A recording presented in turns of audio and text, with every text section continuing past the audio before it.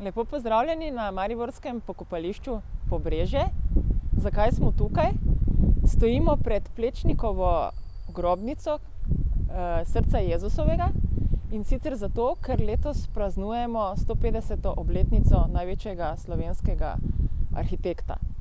Namreč Jože Plečnik se je rodil pred 150 leti in umrl leta 1957.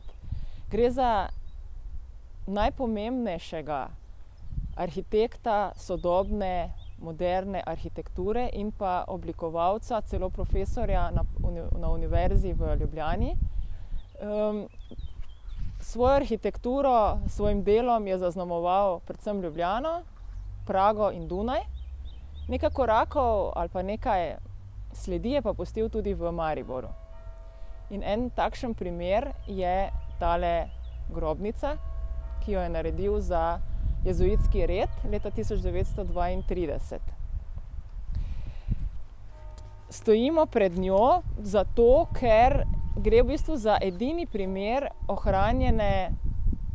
ohranjenega dela Plečnika v Mariboru. Med drugim je namreč Plečnik naredil tudi kapelico za ta red in še načrtoval bi naj tudi Maistrovo grobnico sočasno, ampak ta ni bila realizirana. Zdaj vam kažem fotografijo tega groba, skupinskega groba ali grobnice. To pa zato, ker ni današnja podoba čisto v prvotnem stanju, čisto takšna. Namreč,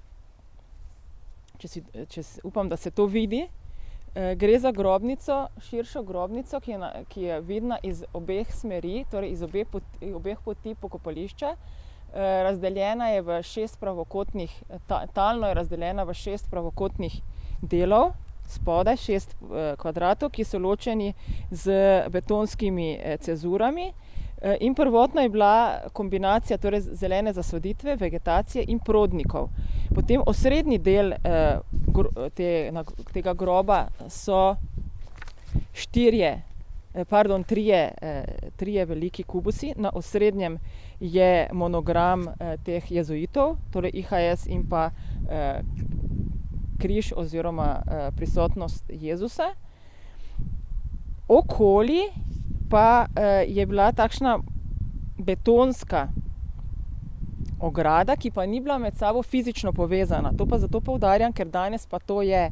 Namreč to ogrado predstavljajo navadni kubusi in pa tako imenovane balustrade, torej baročno izoblikovane betonski stebrički.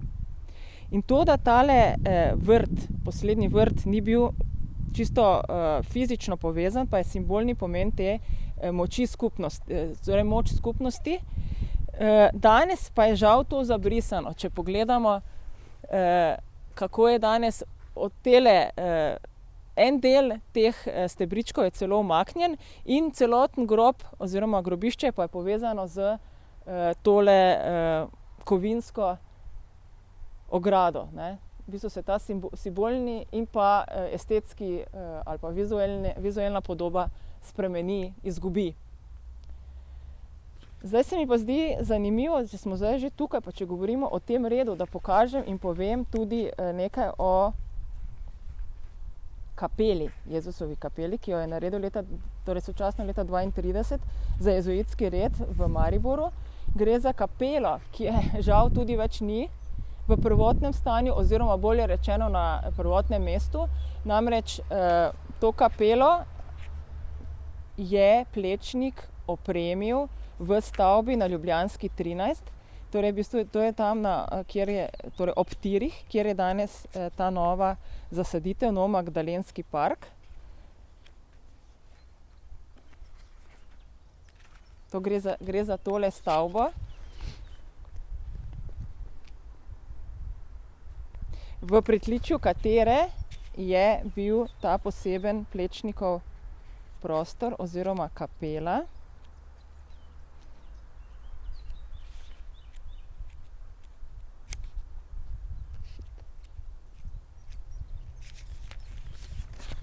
V bistvu gre za en tak celovit, nizek prostor, opremljen z lesom in kamnom, kar je značilno za Plečnikove prostore. Naj samo omenim recimo cerkev v Bogojini oziroma cerkev v Črnem lesu v Ljubljani na Barju. Tukaj imamo še prezbiterij. In zanimivost, no, zdaj problematika te kapele je pa ta, da so jezuiti lani to cerkev oziroma to stavbo prodali, in kar pomeni, da je kapela bila začasno umaknjena, deponirana v nek drug prostor in čaka na boljšo prihodnost, torej da se bi morda našel nadomestni prostor, kjer bi lahko jo ponovno postavili.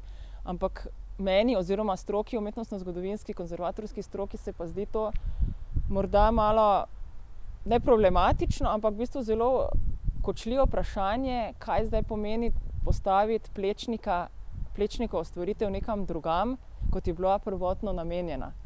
Podobno se mi zdi tudi vprašanje te, kot sem na začetku omenila, Maistrove grobnice. Namreč potomci sinova Maistra sta leta 1934, torej 2 leti po Maistrovi smrti, imela željo, da bi naredili eno večjo, reprezentativnejšo grobnico celotne družine, ki pa spet ni bila realizirana.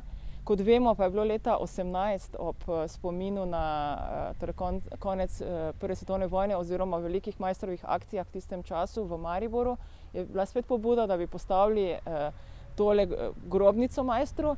Je podobna zadeva, ne? Torej, ali postaviti nekaj post festum samo zato, ker je to Plečnikovo, oziroma samo zato, ker je to Maistrovo, je to zdaj vprašanje, ali to narediti ali ne, oziroma v kakšnem kontekstu.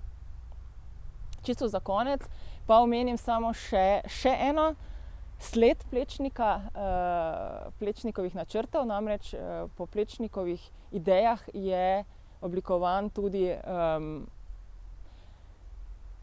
Slomškov trg oziroma ovalno oblikovanje okoli cerkve, ki spominja na obseg nekdanjega srednjeveškega pokopališča. Namreč Plečnik je z drevesi in z nizko ograjo in z trikotno oblikovanimi betonskimi, spet takšnimi stebrički, ogradil, kot pravim, cerkev oziroma spomnil na nekdanje pokopališče. In s tem lahko spet zaključim, da občutek Plečnika po eni strani za moderno arhitekturo, po drugi strani pa občutek za brezčasno, klasično arhitekturo, ki povezuje na eni strani torej te elemente, ki so značilni v tem prostoru, torej kamen in les.